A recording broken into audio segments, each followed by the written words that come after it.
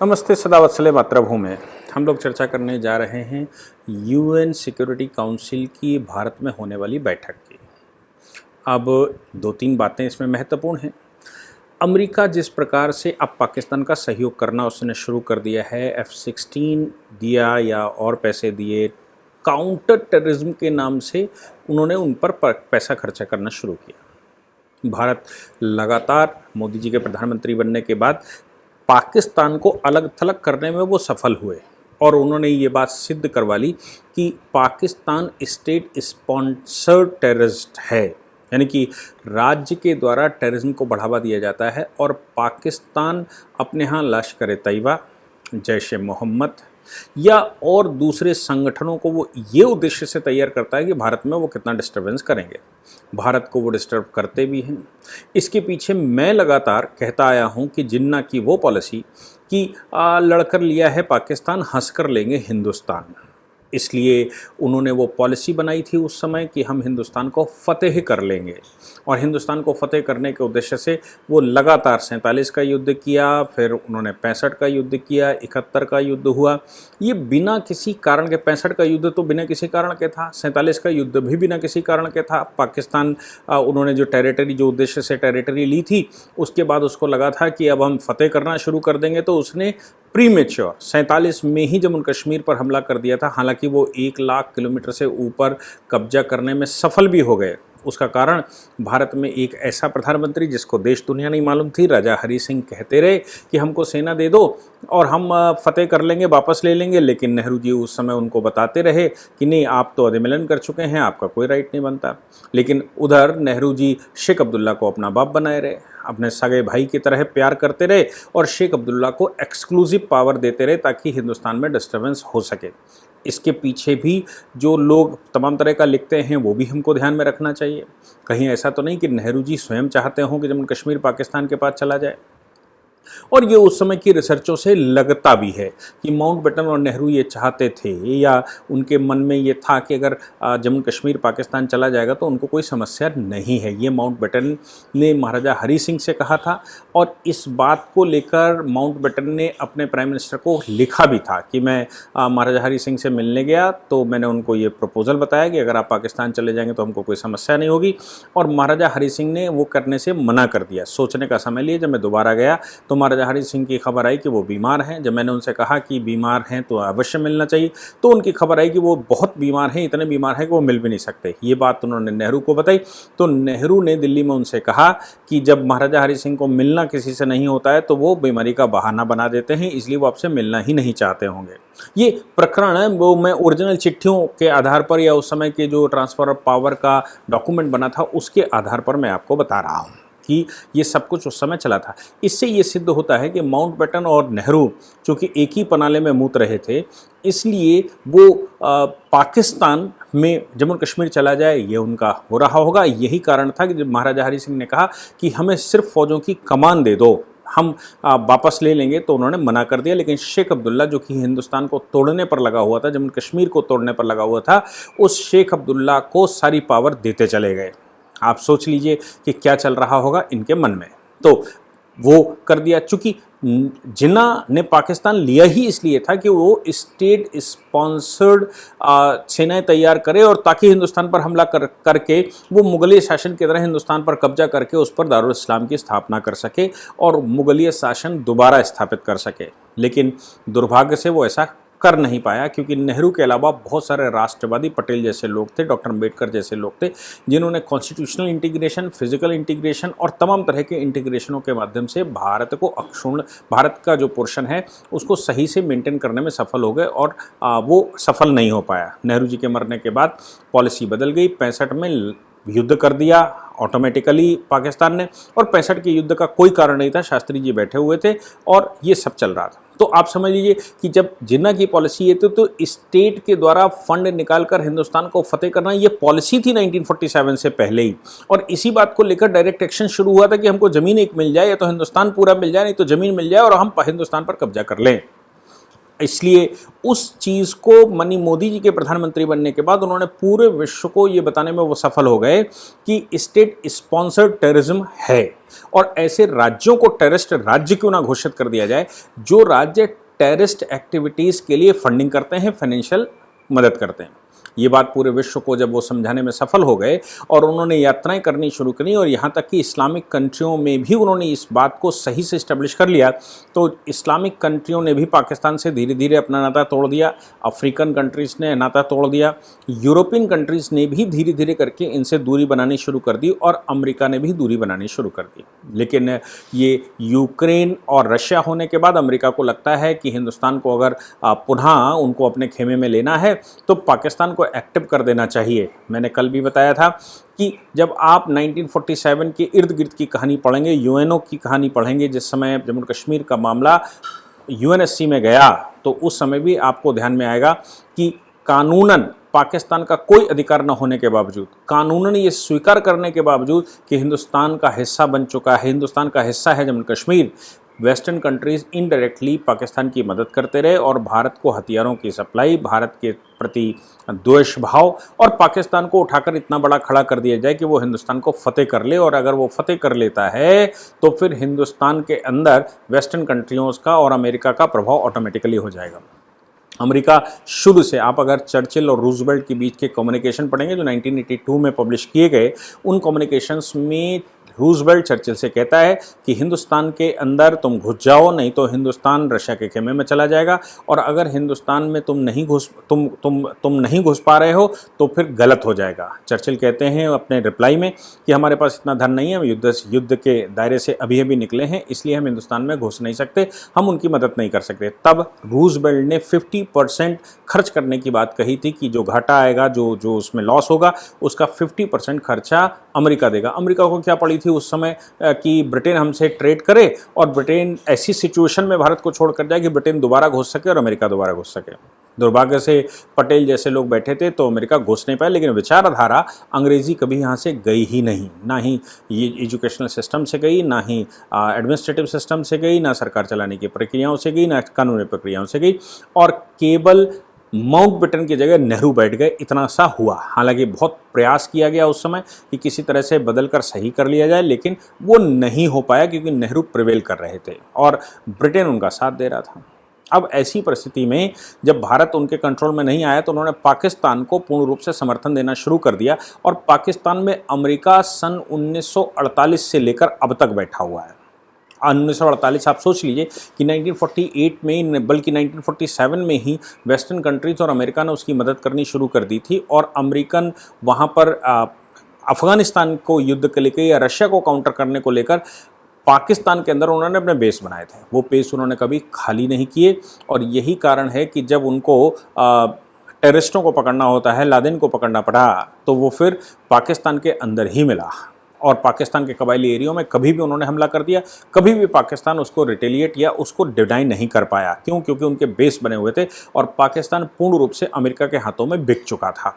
ऐसी परिस्थिति में जब पाकिस्तान अमेरिका के हाथों में बिक चुका हो तो वेस्टर्न कंट्रीज़ का वेस्टेड इंटरेस्ट पाकिस्तान के साथ था, और ऐसा भी मानना रहा होगा कि अगर हिंदुस्तान को पाकिस्तान फतेह कर लेता है तो फिर पाकिस्तान में तो ऑलरेडी बैठे हुए, यानी कि हिंदुस्तान पर ब्रिटेन चला जाएगा, और अमेरिका और ब्रिटेन या यूरोपियन कंट्रीज़ जो भी उनके अलाइंसेस हैं वो मिलकर बैठ जाएंगे।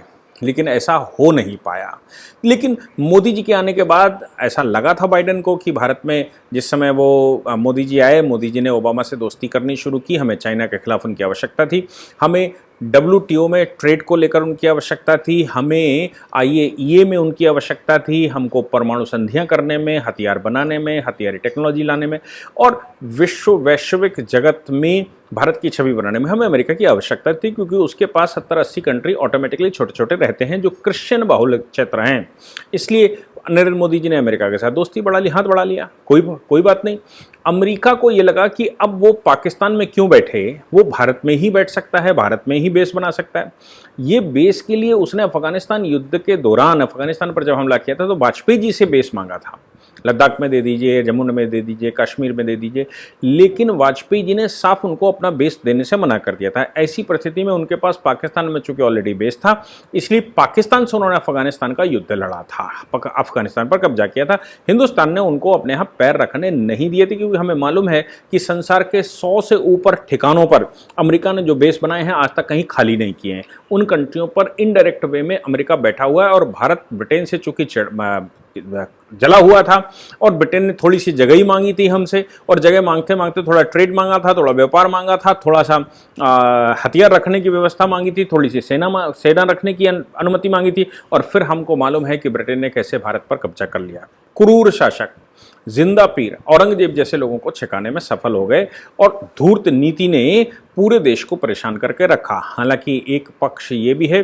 कि औरंगजेब के वंशज को जड़ से समाप्त करने में अगर किसी को श्रेय जाता है तो वो अंग्रेज़ों को भी जाता है। हालांकि ऐसा भी डॉक्यूमेंट कहते हैं कि 19वीं सदी शुरू हुई, यानी कि 1800, 1780-90 में पेशवाओं का कब्जा हो चुका था। दिल्ली में केवल दिल्ली सल्तनत रह गई थी। दिल्ली का जो राज्य था वो चांदनी चौक से लेकर महरौली तक बचा था, और बाकी सब पेशवाओं के कब्जे में आ चुका था।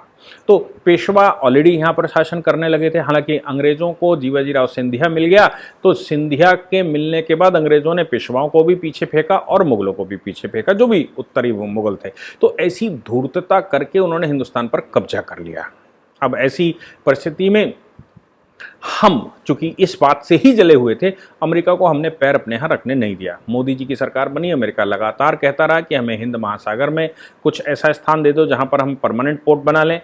हमसे जगह मांगता रहा, हिंदुस्तान के अंदर दे दो, चाइना बॉर्डर पर दे दो। हमने कहा कि हमारी अलायंसेस आपके साथ हो सकती है, आप हमें हथियार दीजिए, लड़ेंगे हम आपको जगह नहीं दे सकते जहाँ पर आप परमानेंट बैठ जाएं। हालांकि हमने ड्रिल संयुक्त रूप से मालाबार ड्रिल चलाई, हमने संयुक्त रूप से क्वाड के लिए काम किया, लेकिन हमने उनको परमानेंट स्थान कभी नहीं दिया, क्योंकि हम जले हुए हैं। ब्रिटिश पॉलिसी को ही अमेरिका लेकर इस समय चल रहा है। तो ये उनको लगा था कि वो भारत में बैठ जाएंगे और चाइना के काउंटर के नाम से बैठ जाएंगे, पाकिस्तान के काउंटर के नाम से बैठ जाएंगे, अफगानिस्तान के काउंटर के नाम से बैठ, लेकिन भारत ने सब कुछ स्वीकार किया, अमेरिका को यहाँ पर बेस बनाने नहीं दिया। और यूक्रेन वॉर के दौरान जिस प्रकार अमेरिका अपने खेमे में लाकर भारत सरकार से बुलवाना चाहता था, रशिया से कटवाना चाहता था, वो हमारी पॉलिसी के खिलाफ है। हमने वो पॉलिसी स्वीकार नहीं करी। अब अमेरिका को ये पूर्ण विश्वास हो चुका है कि भारत वो नहीं है जो वो समझ रहे हैं, यानी कि वो पाकिस्तान की तरह भारत को ट्रीट नहीं कर पाएंगे कि वहाँ सरकार भी उनकी बने, फाइनेंस भी उनका हो, फाइनेंस मिनिस्टर भी उनका हो, सरकारें उनके कहने पर चलें, सरकारें उनके कहने पर अफगानिस्तान में वॉर करें, सरकारें उनके कहने पर जो चाहें वो करें। वैसा भारत में संभव नहीं है। अब ऐसा भारत में संभव नहीं है, तो उनको लगा कि नहीं, इससे अच्छा तो यही है कि भैया पहले पाकिस्तान में हम लोग थे, पाकिस्तान में ही चलते हैं। इसलिए उन्होंने वो करना शुरू कर दिया। लेकिन उससे पहले मोदी जी पूरे विश्व को ये समझाने में सफल हो चुके थे कि स्टेट स्पॉन्सर्ड टेररिज्म है। अब अमेरिका उनके खेमे में जा चुका है, तो इसको स्टेट स्पॉन्सर्ड टेररिज्म को कैसे वेरीफाई किया जाए, और कैसे अमेरिका जो समझाने की कोशिश कर रहा है पाकिस्तान में बैठ कर के एंटी टेररिज्म के लिए वो वहाँ पर बैठ रहे हैं, टेररिस्ट एक्टिविटीज़ के अगेंस्ट में वो वहाँ उनकी मदद कर रहे हैं, उसके लिए भारत ने अपनी रणनीति थोड़ी सी बदली है। हमने क्या किया कि चूंकि पूरे विश्व को हम सेटिस्फाई कर चुके हैं, और अमेरिका हो नो डाउट प्रिवेल करता है, फिर भी अमेरिका को भी घेरा जा सकता है। अमेरिका को कुछ तो देखना ही होगा। 26/11 का अटैक भारत में हुआ था, जिसमें 160 से ज़्यादा लोग मारे गए थे।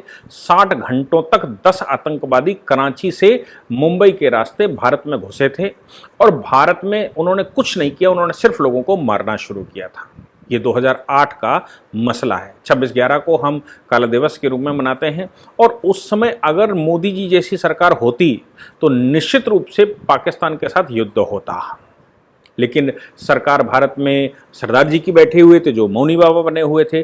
परिणाम ये निकला कि हम यही कहते रहे, हम वार्ता नहीं करेंगे, ये करेंगे, वो करेंगे, लेकिन हम पाकिस्तान के खिलाफ कोई भी कोर्सिव एक्शन लेने में सफल नहीं हुए। अभी क्या हुआ कि ये जो यूएनएससी का मैटर है, यूएनएससी में इस समय भारत एक अस्थायी सदस्य है, और अध्यक्षता इस समय भारत के पास है 2022 की दिसंबर तक। चूंकि हमारे पास अध्यक्षता है, तो भारत की जो परमानेंट रिप्रेजेंटेटिव यूएनओ में हैं मिसेस कंबोज, तो उनको मिसेस कंबोज की अध्यक्षता में इस समय यूएनएससी की एक टेररिस्ट ब्रांच जो उनकी कमेटी है उसकी बैठक 10 दिन हुई। 10 दिन से मतलब हमारा है कि वो अक्टूबर 7 को उन्होंने घोषणा की है, लेकिन उधर 16 सितंबर से लेकर और 3 अक्टूबर तक उनकी 6 बैठकें हुई। उन 6 बैठकों में बहुत सारी चीज़ें डिस्कस हुई। तो ये हुआ कि भाई कैसे पता किया जाए कि स्टेट स्पॉन्सर करता है टेररिज्म को। भारत ने प्रस्ताव रखा कि भाई टेक्नोलॉजी इस समय है, टेक्नोलॉजी है तो उस टेक्नोलॉजी का लाभ क्यों नहीं उठाते। उस टेक्नोलॉजी का लाभ हम उठा सकते हैं और किसी भी कंट्री को हम सीधा घेर सकते हैं कि वो कहाँ से आया है। अब इस विषय को लेकर भारत ने वो कंसर्न दिखाया और कहा कि हम सिद्ध करवा सकते हैं, आप उस पर काम करें तो हम टेक्नोलॉजी भी दे सकते हैं, हम काम भी कर सकते हैं और हम दिशा भी संसार को दिखा सकते हैं। इस बात को लेकर ये एक स्पेशल बैठक जिस पर 3 चीजें मुख्य हैं, वो 3 चीजों को लेकर ये एक बैठक हमने भारत में रख ली। इसमें इंटरनेट एंड सोशल मीडिया है एक विषय, दूसरा विषय है टेररिज्म फाइनेंसिंग, जो मैं कह रहा हूं कि पाकिस्तान को घेरने का सबसे सही सटीक जो तरीका मोदी जी ने ढूंढा है कि स्टेट स्पॉन्सरशिप इन टेररिज्म। और पाकिस्तान को अमेरिका सीधा सपोर्ट इसलिए करता है कि टेररिज्म के खिलाफ वो लड़ेगा और वो टेररिज्म को फाइनेंसिंग करता है। तो इसमें अमेरिका टेररिज्म को फाइनेंसिंग करता है, ये भी बात निकल कर आती है, क्योंकि थ्रू पाकिस्तान आया लेकिन कर तो अमेरिका ही रहा। और अमेरिका तो ऐसा करता भी है, कभी उन्होंने तालिबानियों को खड़ा किया था, कभी रशिया के खिलाफ, कभी फिर वो उन्होंने तालिबानियों को खुद ही गिरा दिया, लादेन को हीरो बना दिया, फिर उन्होंने तालिबानियों को फिर बिठाने की कोशिश कर ली। तीसरा unmanned aerial system. Unmanned aerial system अभी आप समझ रहे हैं, ये जो टेक्नोलॉजी चल रही है जिसमें आप ड्रोन उड़ा रहे हैं, जिसमें आप अनमैन्ड एरियल सिस्टम ऊपर से हमले शुमले ये वो जो भी कर रहे हैं, जिनमें व्यक्ति नहीं होता लेकिन ऊपर से कैमरे लगे होते हैं, ऊपर उसमें सामान ड्रोन से उड़कर भारत में भेज दिया जाता है। कभी जम्मू कश्मीर में कई ड्रोन्स पकड़े जाते हैं, सामान जखीरा पकड़ा जाता है, तो कभी पंजाब में पकड़ा जाता है। ये 3 विषय इस पर चर्चा करने की बात भारत ने रखी है, उसको स्वीकार भी कर लिया गया है ग्रुप के द्वारा। तो सिक्योरिटी काउंसिल की काउंटर टेररिज्म कमेटी एग्री हो गई। 2015 में ये बैठक बाहर हुई थी। 2015 के बाद पिछले 7 वर्ष से बैठक कभी बाहर नहीं हुई, लेकिन भारत चूंकि इसमें हेड कर रहा है, इसलिए भारत ने इस बात के लिए एग्री कर लिया है कि हम आपको ये बैठक जो है भारत में रखी जाए। तय भी हो गया। 7 तारीख को घोषणा, 7 अक्टूबर को घोषणा हो गई।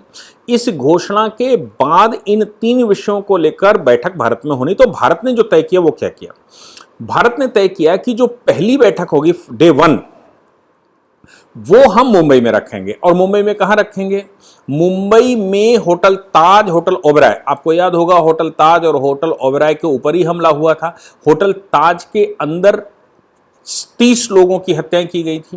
होटल ताज को बहुत सारा डैमेज भी किया गया था और होटल ताज 26/11 का मुख्य विक्टिम है। तो भारत ने होटल ताज में ही ये पहली बैठक, यानी कि पहले दिन की बैठक, 2 दिन की बात आएगी, पहले दिन की बैठक ये रखी है होटल ताज में। अब होटल ताज में बैठक रखने का मतलब हो गया कि जो एविडेंसेस, जो फोटो क्लिप्स हमारे वीडियो क्लिप्स हमारे पास हैं और जो फाइनेंसिंग की बात आती है, इसमें हमले में 26/11 के हमले में पाकिस्तान का कराची से सीधा संबंध और पाकिस्तान की फाइनेंसिंग और ये सब कुछ कसाब जैसे लोगों का ट्रायल और उस पर जो काम हुआ वो उस पर टेक्निकली हमने क्या क्या किया वो अपने अनुभव हम शेयर करेंगे। जब हम अपने अनुभव शेयर करेंगे कि टेक्निकली हमने क्या प्राप्त कर लिया, तो निश्चित रूप से पाकिस्तान का जो पुलंदा है वो भी हम खोलने में सफल हो जाएंगे और हम विश्व को पाकिस्तान खोलकर बताएंगे कि वाकई में पाकिस्तान ने किस प्रकार से 26/11 का अटैक किया और भारत उसका सबसे बड़ा विक्टिम है और पाकिस्तान स्पॉन्सर है, स्टेट स्पॉन्सर्ड है टेररिज्म का। अमेरिका पाकिस्तान का फाइनेंसर है। तो इस पर पहले दिन की बैठक होटल ताज में होगी। फिर हम अगले दिन नेक्स्ट डे, ये मेरे ख्याल से 28 अक्टूबर 28 अक्टूबर की है, 29 अक्टूबर को हम उनको दिल्ली ले आएंगे। होता क्या है, जनरली पहले तो इस तरह की बैठकें यूएनओ में ही, सिक्योरिटी काउंसिल में ही होती हैं और सिक्योरिटी काउंसिल के बाहर भी होती हैं। तो जिस कंट्री, जो मेंबरशिप कंट्री होता है, जो उसको ऑफर करता है, जो उसको स्पॉन्सर करता है, उस कंट्री के हेडक्वार्टर पर हम कर लेते हैं। लेकिन भारत ने यह तय किया कि हम इसको लेकर जाएंगे होटल ताज में और होटल ताज से हम इसको फिर दिल्ली लेकर आएंगे। होटल ताज में हम पहले टेक्निकल बातें सारी बताएंगे। टेररिज्म, जैसे मैंने कहा, टेररिज्म फाइनेंसिंग। अब टेररिज्म फाइनेंसिंग तो 26/11 से बड़ा इलस्ट्रेशन अपने पास नहीं हो सकता। इंटरनेट एंड सोशल मीडिया, आपको याद होगा कि हमारे यहाँ के टीवी चैनल्स और इंटरनेट ने उस समय एग्जैक्ट लोकेशनें बताने की कोशिश करी थी, चाहे वो उरी का हमला हो उसमें भी बताने के, पठानकोट हो उसमें भी बताने के, पुलवामा हो उसमें भी।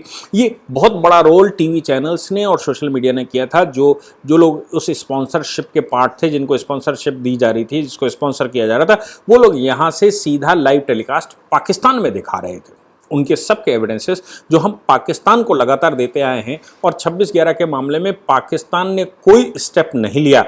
चाइना उनका सहयोग करता है, चाहे जैश ए मोहम्मद की बात करें, चाहे लश्कर तैयबा की बात करें। और हमने जब सिद्ध कर दिया कि असलम कसाब ही तुम्हारे यहाँ का ही है, उसके परिवार वाले मिल गए, उनके परिवार के स्टेटमेंट आ गए और फिर स्टेट स्पॉन्सरशिप आ गई, पाकिस्तान की मिलिट्री और पाकिस्तान सरकार उसको फिनिश कर रही थी, ऐसा सब कुछ सामने आ गया। हमने उनको बताने की कोशिश की लेकिन उन्होंने कोई स्टेप नहीं लिया और पूरा विश्व सुनने में इंटरेस्टेड नहीं था। अब इस माध्यम से मोदी सरकार पूरे विश्व को, यूएन सिक्योरिटी काउंसिल में 15 मेंबर तो जो हैं वो हैं, उसके अतिरिक्त जो बाहर के मेंबर हैं उन सबको यहाँ पर बिठाकर पूरा 26/11 का प्रकरण दिखाने वाली है। भले ही वो इस नाम से दिखाने वाली हो कि ये काउंटर टेररिज्म कमेटी की बैठक, United nation security council terrorism committee की बैठक है, लेकिन इलस्ट्रेशन तो हम ही देंगे ना।